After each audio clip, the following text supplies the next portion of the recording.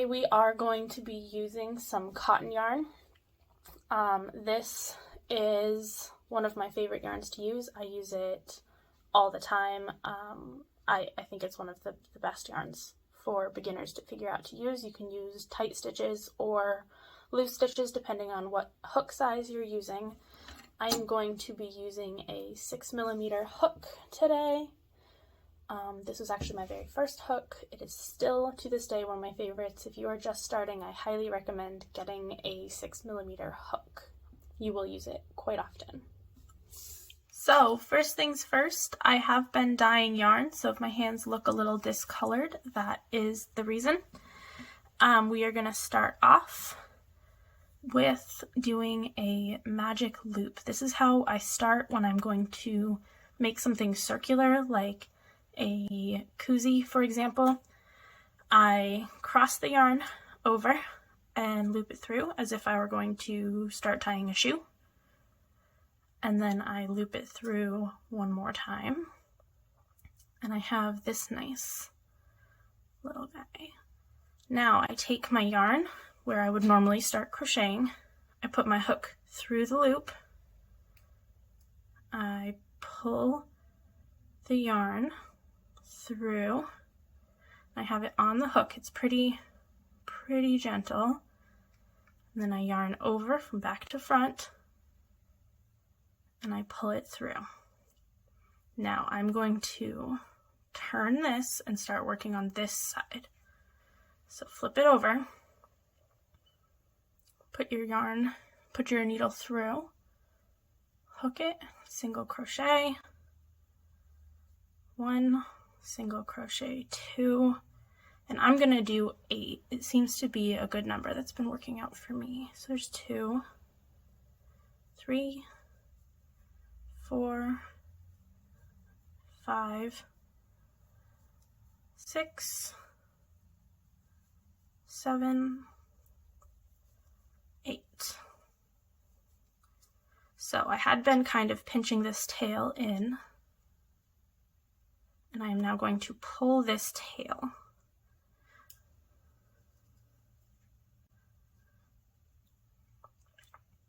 Nice and tight, and that cinches that together. So I can now take the yarn I'm working through, stick it through that first, slip stitch it together, chain 1, and I have a perfect circle. My second trick is going to be how to hide the tail. I'm going to go ahead and start a project. This can be helpful when you're doing a project that you don't want to leave the tail hanging out for future use. Sometimes I'll use it to tie pieces together. Sometimes I'll use it, I'll leave it nice and long and put a needle on the end of it and stitch something together. 3, 4, 5, 6, 7. I'll just go there. But to hide it on a piece that you don't want it showing, let's just do some single crochets here. And of course these stitches can be whatever you want, whatever your project is calling for. Now we're at that last chain where we started with our tail attached. I'm going to put my hook through, yarn over, pull through, just like I was doing a regular single crochet. But I'm actually going to pull this tail through with my yarn now. Pull through both loops, because that's what I was doing with a single crochet. And I pulled it all the way through. So I have my loop and I have my tail. So I'm going to put my hook back through the loop, tighten it. Oops, put it through the wrong way. And now my tail is coming up through those 2. So I'm going to chain 1 because I'm doing single crochets. I'm going to turn and go back through my single crochets, keeping my tail in line so that it will get crocheted right in there. See, tail's coming right through.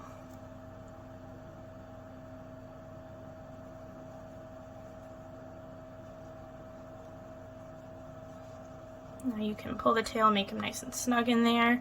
I would probably cut it right here and then do my last single crochet into this stitch so that he was hidden, you couldn't see it, and I would continue on with my work, and you can see this end where I started.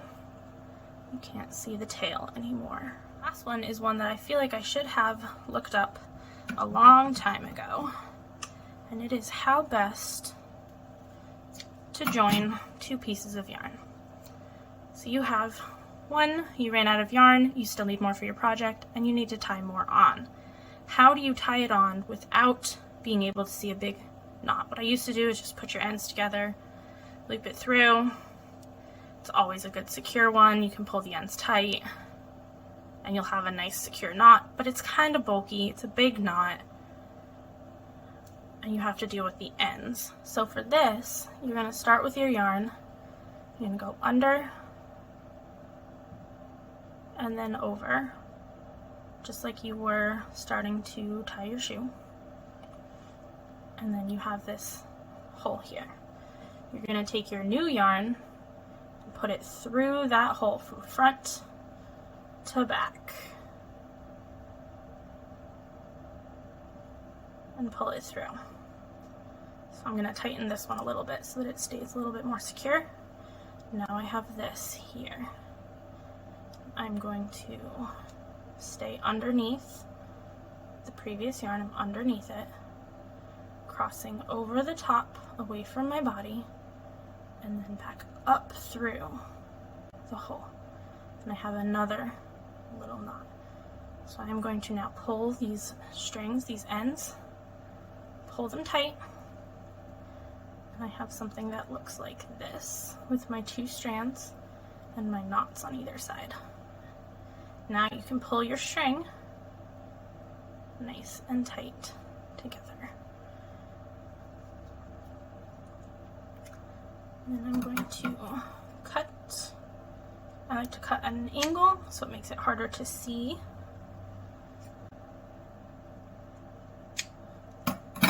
Now you have a nice little knot.